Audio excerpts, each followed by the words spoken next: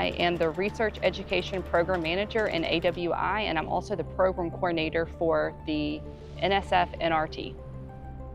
It's a workforce development program that helps students gain experience in the field in hydrology, operational hydrology, and forecasting.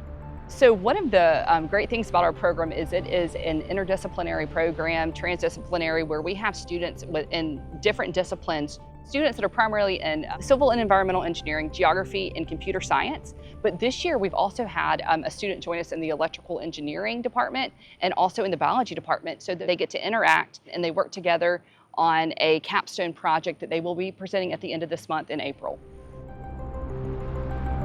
You know, your life is shaped by the environment you grow up in, and the environment you grow up in is ultimately shaped by the water that goes through it. The project that I ended up choosing was about developing a flood mapping system for the state of Alabama.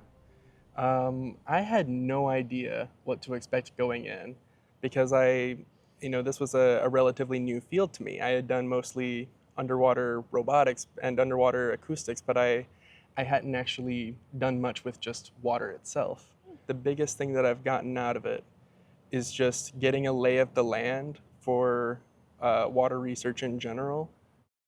So I chose to do the Assessing Base Flow in the National Water Model project under Dr. Mukesh Kumar. And the thing that really exceeded my expectations was that I was not expecting to have to do as much coding. I came into this program not having a lot of computer knowledge. So when I got into the depth of my project, it was a lot of data extraction. It was a lot of data analysis using Python. And I'm really proud looking back on how many different coding skills I have developed as part of this program.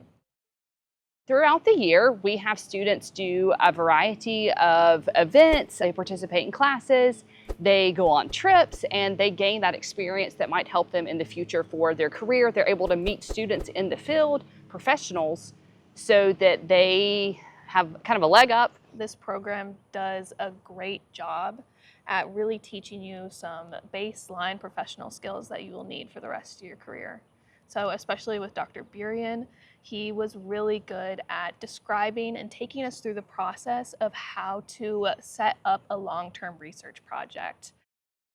I actually got an internship here at the National Water Center on campus, and it really defined my love for water sciences, because then I could see the impact that that building was making to communities all nationally. And so that just drove me to then be sitting here. When I sit down and talk with other engineers or people in my engineering classes, we're looking at a lot of data and models that are old. When we're designing infrastructure and trying to account for stormwater, we're using data tables that come from the USGS usually, and they'll have rainfall values. And we talk a lot about, are these models accurate? Are what we think a 100-year storm is going to be the same in 5 years, or is it going to change? So I'm really excited for the machine learning and data-driven aspect of this program, and how we can maybe make a little bit better decisions and help our engineers design for storms of the future and not what we think they're going to be in the past. We kick off our program with a domestic study tour, and the students travel to forecast centers in the Southeast. Not only do they go to the forecast centers, they go to the Nickajack Dam and the Ocoee River Dam 1 last year, and also they participate in tours of the Tennessee Valley Authority, the TVA, in both Knoxville and Chattanooga. So the students are seeing forecast centers and operations in the United States. It's been really cool because as we've been in the class, we've been able to interact with actual storms. So I think it was 2 weeks ago, there was a massive flooding event because of a huge thunderstorm that was coming through the southeastern area. And so we got to go outside, look at the direction of the clouds. We got to go online and see, oh, what's the forecasted flood looking like? How does that compare in 2 weeks to what actually happened? So that's been an amazing part of the program because we've really gotten to engage with the crazy weather that's been happening in the area.